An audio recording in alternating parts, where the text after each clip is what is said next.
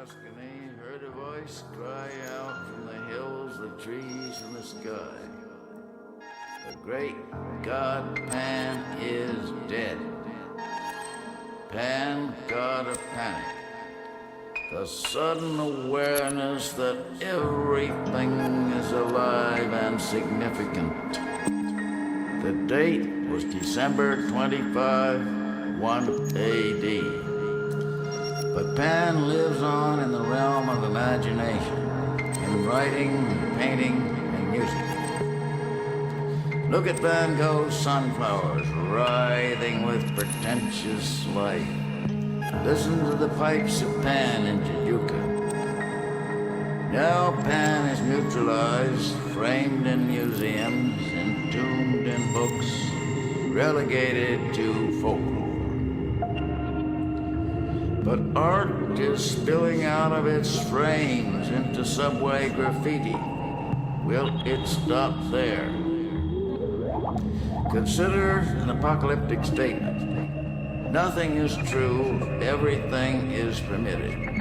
Hasni Saba, the old man on the mountain. Not to be interpreted as an invitation to all manner of unrestrained and destructive behavior. That would be a minor episode, which would run its course. Everything is permitted because nothing is true. It is all make-believe, illusion, dream, art. When art leaves the frame and the written word leaves the page, not merely the physical frame and page, but the frames and pages of assigned categories. A basic disruption of reality itself occurs. The literal realization of art. Success will write apocalypse across the sky. The artist aims for a miracle. The painter wills his pictures to move off the canvas with a separate life. Movement outside of the picture, and one rent in the fabric is all it takes for pandemonium to sluice through. Last act, the end. This is where we all came in. The final apocalypse is when every man sees what he sees, feels what he feels, hears what he hears. The creatures of all your dreams and nightmares are right here, right now, solid as they ever were or ever will be. Electric vitality of careening subways, faster, faster, faster, stations flash by in a blur. Pan, god of panic, whips screaming crowds of millions of faces look up at the torn sky. Off the track, off the track. Planet is pulling loose from its moorings, careening into space, spilling cities and mountains and seas into the void. Spinning faster and faster as days and nights flash by like subway stations. Iron penis chimneys ejaculate blue sparks in a reek of ozone. Tunnels crunch down teeth of concrete and steel, flattening cars like beer cans. Graffiti eats through glass and steel like acid races across the sky in tornadoes of flaming colors.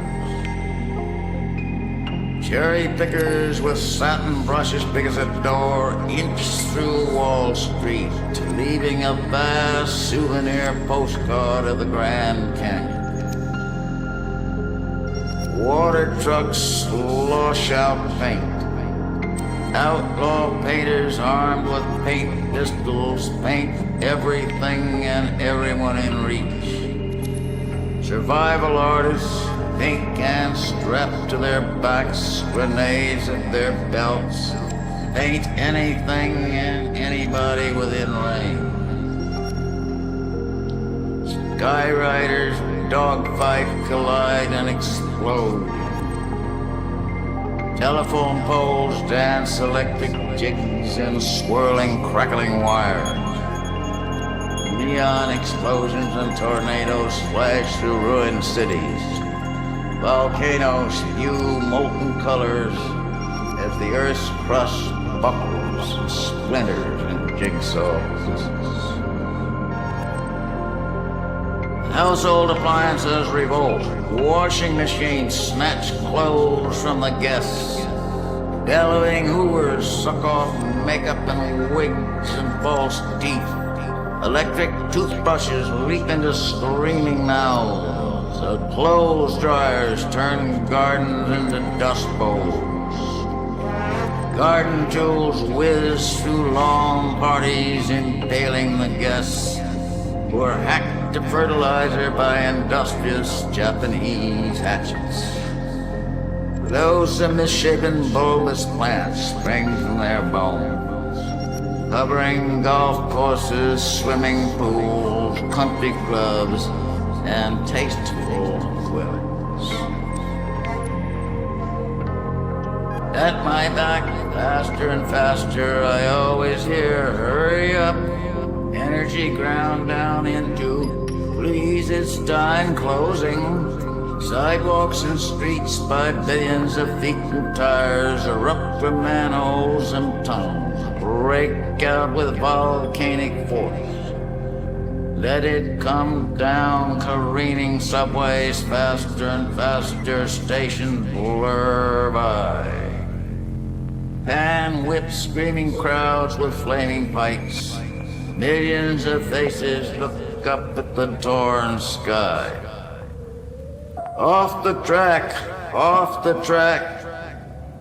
Planet is pulling loose from its moorings, careening off into space, spilling cities and mountains and seas into the void, faster and faster.